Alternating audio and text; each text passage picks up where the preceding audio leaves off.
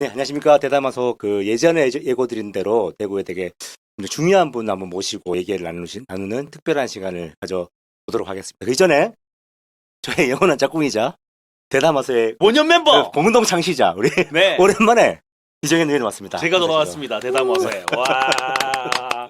정말 오랜만에 대담하우스 찍네요. 야. 텐션이 떨어졌지만 제가 텐션을 올려보겠습니다. 텐션이 올라간 것 같아요. 제가 상당히 기분 좋습니다. 자, 그러면 제가 가운데 있는 우리 귀한 손님 모시고 한번 이야기를 나눠보도록 하겠습니다. 아유, 안녕하십니까. 저는 전세 사기 대구 피해자 모임 대표 정태훈이라고 합니다. 반갑습니다. 와. 어이, 박수 치기엔 좀. 아유, 괜찮습니다. 괜찮습니다. 너무 지금 호남이시고 너무 표정이 좋으신데 사실 좀 무거운 얘기를 나눠야 되는 거기도 하고 정치하는 사람 입장에서는 좀 죄송하겠다고 그래서 뭔가 좀 오늘 어떤 텐션을 유지해야 될지 잘 모르겠지만 우리 그러나 텐션 유지하시면 그죠? 됩니다. 저는 이게 이분도 텐션이 좋으죠. 그러니까 선생님의 네. 텐션을 따라가면 되지 않을까라는 생각을 본인 소개 조금 더 자세히 해볼까요? 그러니까 어떻게 이제 대표자를 맡게 되셨는지 등등. 네, 저는 대구 북구 침산동에서 음. 네, 전세 사기를 당했고 제 전세 사기 유형은 네. 이제 신탁 사기라는 피해 유형입니다. 약간 신탁 사기라면 조금 생소한 단어긴 네네. 한데요. 이제 신탁이라는 건 믿고 맡긴다라는 건데 이 토지의 집주인이 이 건물을 올리기 위해서 대출을 조금 더 받거나 아니면 자기 신변에 어떠한 압류 채권이 들어올 수 있는 위험을 감지했을 때는 이제 신탁할 수 있습니다. 그 토지를 소유자를 이제 신탁 회사에게 넘겨놓고 네. 이제 그 토지 신탁 회사에게 이제 수익권 증서를 받아서 그걸로 대출을 일으켜서 이제 건물을 올리는 거죠. 네. 그러면은 등기부상 실소유자는 신탁 회사입니다. 그런데 부동산이나 뭐 다른 건축업자나 이런 사람들한테 가서 물어보면 그 건물은 그 신탁한 사람이 집주인이라고 합니다. 이 괴리에서 저는 사기를 당한 거예요. 그러니까 부동산은 이 집주인이 이 땅 주인이 맞고 이 건물의 이름도 현덕이니까 이 집주인이 건설 회사를 하는데 현덕 디자인이다. 그리고 저는 그 사무실에 가서 계약을 했거든요. 엄청 삐까뻔쩍한 디자인 회사에. 그 막 컴퓨터도 커브드 모니터 막 이렇게 있고 막 상장들도 엄청나게 있고. 사기친 사람들 특징이죠. 엄청 삐까뻔쩍하게 하는 거. 네. 삐까뻔쩍했어요. 그렇게 하면서 계약을 했는데 이제 나중에 한 2022년도 10월경에 제가 그냥 전세 사기라는 뉴스가 막 이렇게 나올 때였는데요. 인천 미추홀구 사건도 그렇고 이제 서울 강서구 사건도 네네. 이렇게 막 나올 때 나도 한번 등기부 한번 떼볼까 싶어서 떼봤는데 아니나 다를까 이제 수성세무서에서 압류가 돼 있더라고요. 그래서 집주인에게 연락해서 얘기를 해보니까 뭐 법인 운영하다 보면은 이렇게 압류는 있다. 뭐 잠시 어려워서 그렇다. 한 2, 3천밖에 안 되니까 금방 갈 것이 뭐 이렇게 했었는데 이제 그러다가 이제 저희는 신탁이라는 글자를 발견하게 됐고 네네네. 신탁이 무엇이냐부터 시작해가지고 이제 신탁을 하면은 임대를 할 수 없는데 왜 임대를 했느냐부터 하니까 내 건물인데 왜 내가 임대를 못하냐 이렇게 얘기를 하다가 이제 저희가 이제 야 이래선 안 되겠다 그러면 이제 방송을 통해서 우리 피해 사실을 좀 알리자라고 생각을 해서 이제 대구 MBC를 통해서 알렸는데 이제 대구 MBC 기자가 임대인한테 전화를 했어요. 전화를 해서 이 사건을 어떻게 생각하시냐라고 얘기를 하니까 임대인이 뭐 나는 사업을 하다 실패를 했고 그 종부세가 우리를 죽였다 이렇게 얘기를 해버린 거예요. 그렇게 하고 나서 이제 방송이 됐는데 그날 방송을 하는 날 저는 그 방송을 보기 위해서 이렇게 TV 앞에 앉아 있었어요. 근데 전화가 울리는 거예요. 임대인한테서. 여보세요 이러니까 임대인이 하는 말이 기자한테 돈 안 먹였어요?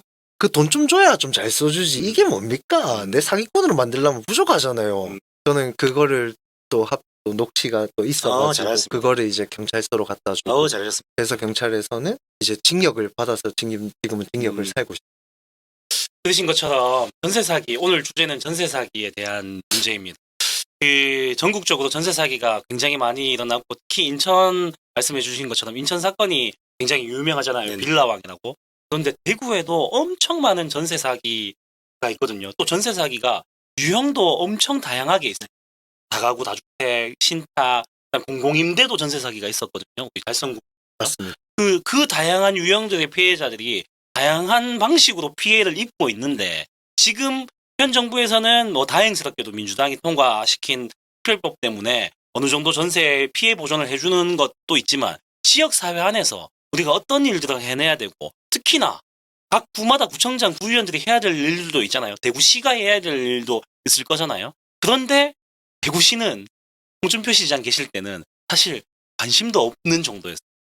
다행스럽게도 대구시에 있는 공무원분들이 많이 도와주셨다 정도지 그 결정권을 가진 시장이나 시의원들이 아무런 관심이 없는 상태였거든요. 그러니까 왜 당하냐? 네. 당한 너희들의 잘못 아니라는 게 되게 적나라한 얘기들이. 어떠한 전세 사기에 관해서 이렇게 기사가 나가거나 하면은 항상 댓글에 야 너희가 똑바로 확인 못했지 그렇죠, 그렇죠, 않느냐, 그렇죠. 네. 너희가 계약을 똑바로 했어야지라고 얘기를 합니다. 그런데 사실 우리가 일반인으로서 살아가면요, 그 뭐 범죄에 노출이 될 것 같으면 경찰에게 연락을 하고, 그다음 내가 떼인 돈을 못 받았다 하면 변호사에게 찾아가고, 그다음에 내가 이빨이 아프다 하면 의사에게, 그 치과 의사에게 찾아가고, 이렇게 우리는 각 분야의 전문직들이 다 있잖아요. 그래서 우리는 살면서 임대차 계약을 어떻게 해야 된다라고 배워본 적은 사실 맞습니다. 없습니다. 그런데 그냥 뭐 집을 구하려면은 부동산을 가면 된다라고 맞습니다. 배우고 있잖아요. 그렇게 해서 저희는 20살이 되어서 이제 뭐 집에서 나와가지고 이제 혼자 홀로 서기를 할 때는 다 부동산을, 뭐 어디에 가가지고 임대차는 어떻게 계약하면 됩니까라고 물을 수 있는 공간 전혀 없습니다. 그렇게 해서 저희는 부동산에 가서 계약을 하면서 부동산에 있는 공인중개사가 또는 소속 공인중개사 또는 보조원이 얘기하는 바를 사실상 믿을 수밖에 없는 맞습니다. 거죠. 우리가 어떠한 지식을 갖고 있다고 한다 하더라도 그들이 말하면 그게 맞는 게 되는 그런 현실인 거예요. 네. 그렇다 보니까 우리는 그걸만 믿고 계약을 했을 뿐인데, 그 계약에 있어서 그 집들은 이미 부도위험, 회사로 치면 부도위험이죠. 이미 경매로 넘어갈 수 있는 위험을 안고 있는 주택임에도 불구하고 우리는 안전하다라는 이야기만 듣고 계약을 하는 거. 그런 게 너무 이렇게 안타까워요. 연결하면 안전망이 있을 수 있는 거잖아요. 공인중개사들이 예를 들면 뭐 그분도 피해자도 있겠지만 어쨌거나 그분들한테 더 엄격한 기준과 엄격한 어떤 규제를 가하면 가능한 거잖아요. 맞습니다. 그 공인중개사들이 이제 확인할 수 있는 자료가 사실 많이 없거든요. 네. 공인중개사들도 사실상 임대차 계약을 진행할 때 임대인의 말을 듣고 맞습니다. 이걸 계약을 진행하는 부분 너무 경우가 중요한 말씀이에요. 많습니다. 네. 그래서 공인중개사들도 사실 억울한 부분이 있다라고 맞습니다. 얘기를 해요. 맞습니다. 그래서 이해됩니다. 그런 부분도 충분히 이해하거든요. 그러면 그 부분을 이미 인지하고 있었다면 조금 더 확실하게 알 수 있는 방법을 맞습니다. 조금 더 자기네들이 노력했어야 됐다. 맞습니다. 그런 부분이 조금 아쉬운 부분이. 저는 사실 이 말씀 속에서 또 이제 사회적인 전반적인 문제들이 좀 이제 그 부각되는 게, 첫 번째로 누구나 알지 않습니까? 우리나라는 임대인이 임차인보다 수백 배 권리를 가지잖아요. 그 상황들이 이미 노출되어 있는 게 누구나 노출되어 있는 어려움인 것처럼, 또 제 생각에는 공인중개 자체가 어떤 중요한 어떤 사회적인 어떤 문제들을 해결하는 혹은 문제들을 발생하지 않는 차원으로 이렇게 허가가 난 게 아니라 그냥 부동산 시장을 활성화시키기 위한 또 경제 논리로까지 여기까지 와서 이런 일이 생겨버린 게 아닌가. 그렇다면 저는 그대로 그 자체가 국가적인 문제가 아닌가라고 생각이 드는 거예요. 사실 저는 2023년에 전세 사기를 당하고 제가 2024년에 공인중개사를 땄습니다. 아, 네. 제가 2024년에 어떠한 우리 대구에서 큰 사건이 하나 있었는데, 그때 느낀 게, 아, 내가 그냥 피해자로서 얘기를 하면은 이게 전문성이 없구나. 그냥 피해자가 말하는 거니까 그냥 듣고 흘리는 이런 정치인이 너무 많았거든요. 맞습니다. 그래서 저는 좀 더 전문성을 가져보자라는 생각에 공부를 했고, 전세 사기가 가장 많이 일어나는 이유는 전문성을 가지지 않는 사람들이 이 중개를 함으로써 아까 제가 말했던 그 정보의 비대칭. 공인중개사도 일종의 공공재인 거예요. 근데 그렇게 가야 될 것 같아요. 그죠? 자격이 네, 아니라 면허로. 그렇죠. 이거 어떻게 보면 진짜 의사보다 잘못됐을 때 더 큰 피해를 당할 수 있는 사람이기 때문에. 그렇습니다. 그래서 이렇게 공공에서 인정한, 국가에서 인정한 자격증을 가지고 공공의 기능으로서 하는 역할인데, 그것이 뭐 그 사람이 직접적으로 사기에 동참한 것이 제일 문제겠지만 그 정도 수준이 아니고 아예 공공연하게 사기를 칠 수 있게 할 수 있는 사회가 만들어져 있다면 이거는 국가에서 문제를 해결하기 위해서 노력을 해야 되는데, 사실 그 이전까지는 부동산 시장이 올라오고 있을 때는 이런 문제가 없었으니까 그냥 덮어두고 있었던 거. 사실 전세 사기가 그런 거잖아요. 부동산 가격이 올라가고 있을 때는 그렇죠. 계속적으로 해결이 되니까 그렇죠, 그렇죠. 그 빚으로 막아내는 그 해결들이 되어 왔으니까 됐는데 이 거품이 빠지면서 그리고 전세라는 특이한 케이스가 피해를 너무 갑자기 많이 받게 된 거죠. 원래 같으면 그 건물주가 피해를 받아야 돼. 그렇죠. 맞아요. 건물 빚더미에 빠진 건물주가 피해 받아야 네네네. 되는데 반대로 그 빚더미에 빠진 맞습니다. 건물주에 살고 있던 전세 임차인이 피해를 받게 된 그러니까 거죠. 우리가 늘 얘기하는 그거잖아. 자본주의 논리에서 그 자본가들이 혹은 이제 업주들이 돈을 많이 가져가는 것은 그 위험성을 감당하기 위해서라면서, 감당하기 때문이라면서. 그렇다면 그 자기 재산에 대한 위험을 자기가 감내야 되는데 이게 또 고스란히 또 누구에게 전가하는 방식으로 되고. 그렇죠. 이건 범죄라고 볼 수 있고, 그러니까 범죄 피해자인 거지 사실 이게 본인들이 어리석어서 당하신 게 아니라는 거죠. 그렇습니다. 국가가 용인한 범죄라는. 정확하게 짚어주셨어요. 저희 전세 제도라는 거는 전 세계에서 우리나라에만 맞습니다. 운영이 되는 이런 제도인데 이 제도가 사실상 전 세계에서 우리밖에 없다 보니까 이 제도가 완벽한지에 대한 내용을 연구할 수가 없는 거예요. 그렇다 보니까 말씀하신 것처럼 임대인의 뭐 그 집에 내가 들어가면서 전세 대출이라는 거를 받아서 90%를 대출받고 들어가는데 네네. 그 대출이 내 통장도 거치지 않고 임대인에게 갑니다. 그런데 나중에 이 임대인은 이거를 먹고 도망갔을 때 그 빚은 오로지 저한테만 그쵸, 그쵸, 오게 되어 있어요. 왜 그 대출은 임대인에게 들어간 대출인데 왜 그 대출의 그 빚은 나한테 와야 되는지 저는 그게 좀 말이 안 맞다고 생각해요. 이것도 사실 또 제도적으로도 사실 이게 정치적 철학 맡기면 제도적으로 해결이 가능하네. 그 임대 빚이 임대인에게 가버리면 되는 맞습니다. 거잖아요. 네. 저는 저희 그 전세 사기 대책위에서는 이렇게 얘기를 합니다. 전세 대출을 이루어질 때 임차인의 신용을 봐라. 그리고 임차인의 신용을 보고 임차인이 이걸 잘 갚아 나갈지를 보는 건 오케이 된다. 그러면은 임대인에게 돈이 들어갔으면 원금은 임대인, 이자는 임차인 이렇게 책임 구도를 나눠야 된다. 충분히 가능한 얘기는 맞습니다. 긍정적으로. 그렇게 해야만 이 전세 제도가 제대로 흘러갈 수 있다. 너무 다양한 형태로 오기 때문에 많이 속으시는 거잖아요. 네. 그 신탁 외에 네. 여러 가지 형태로 알면서 왜 당하지 않는 네. 부분도 있잖아요. 그 전국의 전세 사기 피해자가 약 37,000여 명이 있습니다. 그리고 대구에는 약 한 800명 정도가 이제 피해를 입었고 그 피해 인정서를 받은 인원이 800명쯤 되고요. 피해 인정서를 못 받은 인원이 한 790명쯤 됩니다. 총합하면 한 1,500명이 좀 넘어가는데요. 이제 이분들의 데이터를 딱 보면은 가장 우리 대구에서는 가장 많은 거는 다가구 주택의 피해가 가장 우리가 네. 보통 말하는 빌라, 원룸 맞습니다. 빌라. 네, 원룸 빌라죠. 네, 그 피해가 가장 많은데 이 다가구 피해에서는 좀 주목해야 될 점은 76% 정도가 2030 대학가 근처에 있는 원룸 가면은 대학생들이 많고 그다음에 직장이 근처라고 하면은 사회초년생들이 직장에 들어가면서 얻는 곳들이 많은데 지금 현재 대구에서는 다가구가 제일 많아요. 그리고 두 번째가 오피스텔 다세대 빌라 오피스텔이라고 하는데 오피스텔 피해는 이제 좀 중구 쪽으로 조금 되어 있고 저기 범어동 다가구 같은 경우에는 사실상 남구가 가장 피해가 네, 심각함. 알서구랑 근저당이 잡혀 있다는 걸 알고 내가 근저당 잡혀 있는 걸 알고 후순위로 들어갈게요 해서 쓴 거는 피해자 입장을 아예 받지도 못합니다. 네. 그럼 자기가 알고 들어간 거잖아. 네네. 그거 말고 말 그대로 전세 사기 피해는 근저당인 걸 숨겨놓고 네네. 마치 이 집은 빚이 없어서 내가 1순위로 전세에 빠져나가서 만약에 이 집이 문제가 생겨도 당연히 돈을 돌려받을 수 있다. 1순위다라고 생각하고 계약했는데 해보니까 아니더라. 사기를 당한 거잖아요. 일종의. 그럴 때만 피해자 인정을 받습니다. 사람들이 자꾸 착각하시는 게 야 근저당 있는데 왜 들어갔어? 가 아니고 근저당을 없는 것처럼 만들어 놓은 게 제일 문제라는 거예요. 네네. 또 그게 여러 유형 중에 하나인데요. 이제 신축 빌라를 그렇게 더 많이 이용을 하죠.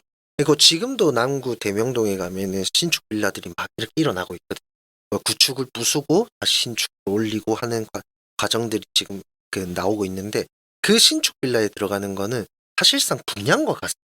약간 뭔가 이 집을 내가 가지는 건 아니지만 월세를 들어가든 전세를 들어가든 그 집이 지어지기 전에 계약을 해버려야 돼. 그래야 먼저 들어간다라는 그냥 싸움이 안 생긴다는 거예요. 신축이라는 거에 대한 로망이 너무나도 커요. 우리 사회초년생들이.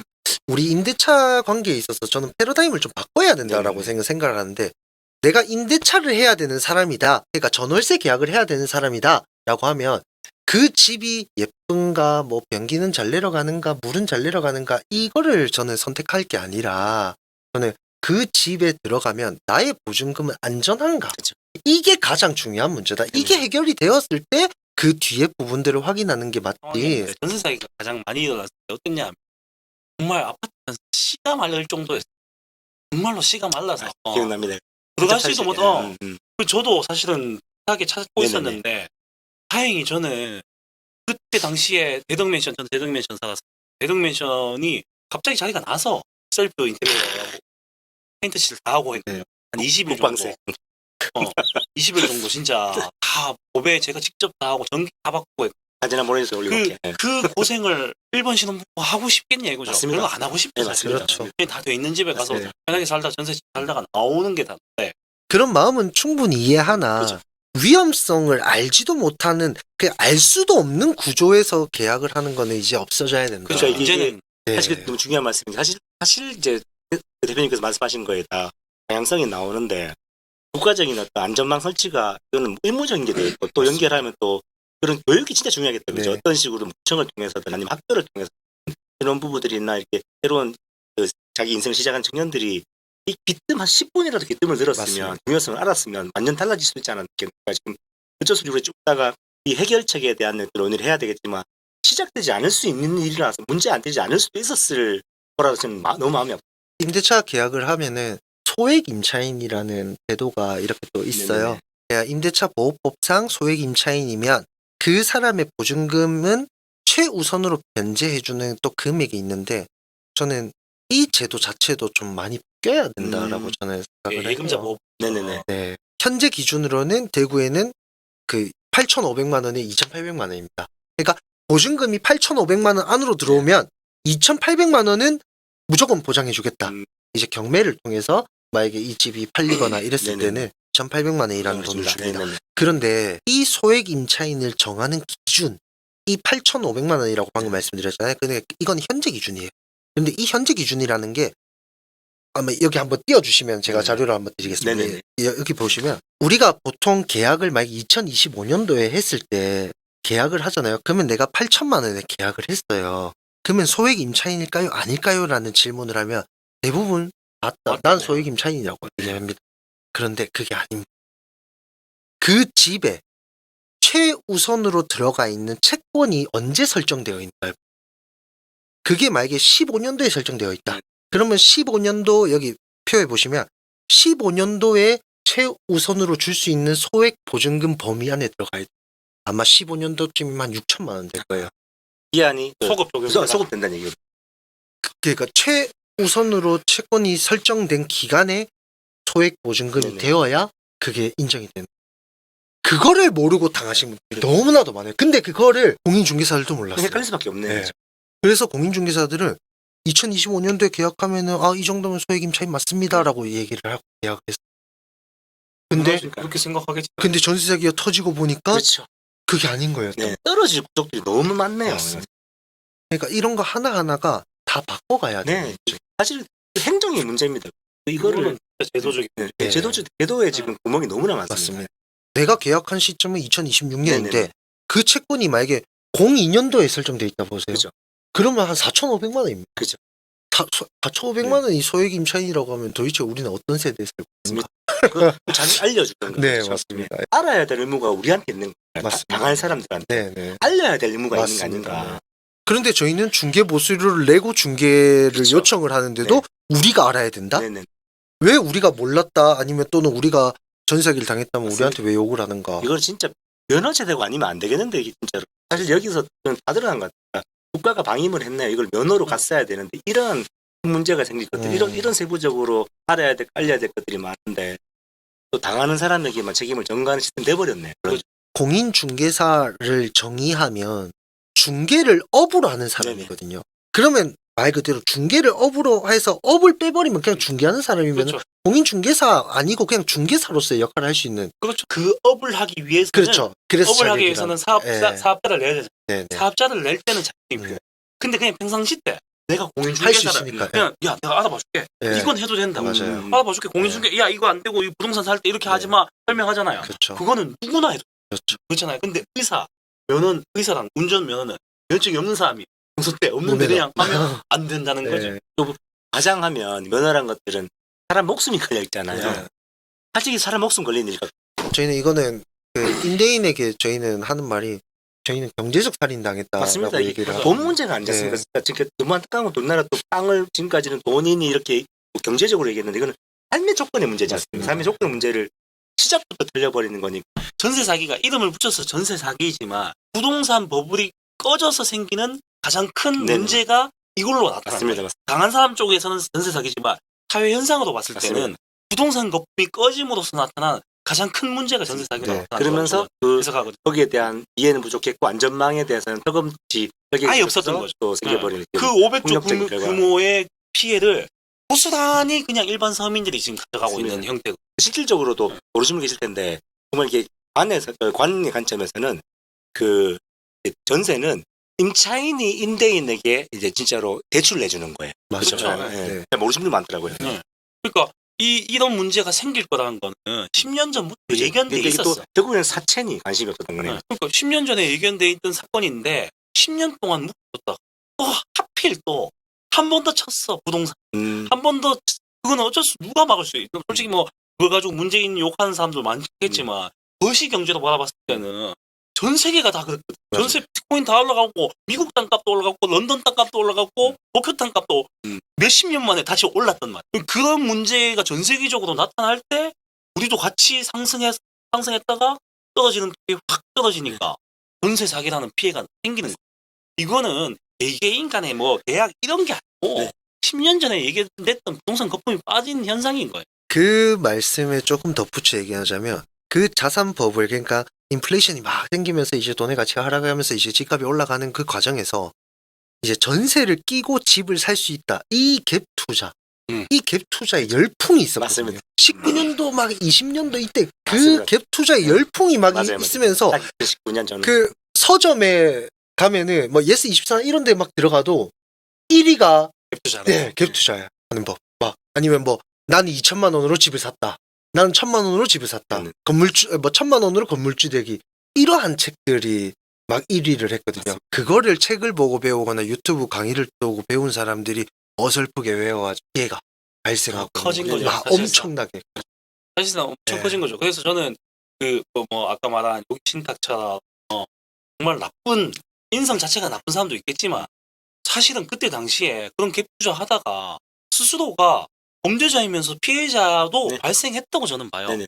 자기도 이렇게 될 줄 알고 네. 했겠냐?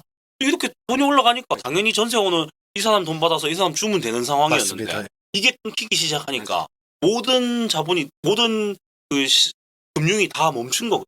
그리고 손 놔버릴 수밖에 없는 거예요. 그러면 그때 네. 말씀 나눴던 집값보다 전세금보다 집값이 내려갔을 때 그렇죠. 자연스러운 우리가 현상들이 뭐 깡통 있습니다. 전세라고 보죠. 보통. 이 변동성 자체가 좀 문제인가. 그렇죠. 너무 급격한 상승과 하락과 이게 그래서 절대로 뭐 저는 뭐 그 우리가 얘기하잖아요. 이 의식주 특히나 주거에 같은 경우에는 이런 그 사회 필수 제도로서 정착을 해야 된다. 그래서 공공임대라든가 맞습니다. 공동주택 같은 것들 계속 늘려야 된다고 하는데 네. 아시겠지만 LH가 그냥 땅 장사를 해왔고 이때까지 정부가 그걸 그냥 놔둔 거예요. 지금 국민의힘당에서 주장하는 공급을 늘리자는 둘 다 찬성인 양당 뭐 모든 사람들이 찬성인데 공급을 늘려서 민간에게 줘서 민간이 그렇죠. 돈벌이를 하게 해주자와 그렇죠. 공급을 늘려서 맞습니다. 공급 안정화를 시켜서 우리 국민들이 그냥 안정적으로 살 수 있게 하자라는 두 가지 개념이 벌어지는 거고. 중요한 어떤 공급을 늘릴까 완전 다른 그렇죠. 거죠. 그래서 공급을 어떻게 늘릴 것인가. 여기서 저는 이렇게 생각합니다. 저는 정치는 개인의 이득이니까 이렇게 늘려서 돈을 벌 수 있다고 생각하면 국민의힘당 찍으시는 게 맞고 아니다. 이거는 안전적으로 우리가 같이 살아야 된다 생각하면 민주당을 찍으시는 게 맞아요. 그런데 지금 이재명 대통령이 어떻게 하고 있습니까? 공급을 늘리되 절대로 민간 돈 벌게 못하겠다. 이건 찝이다. 돈 못 벌게 하겠다. 강력한 의지를 가지고 하시잖아요. 저는 정답이라고 봅니다.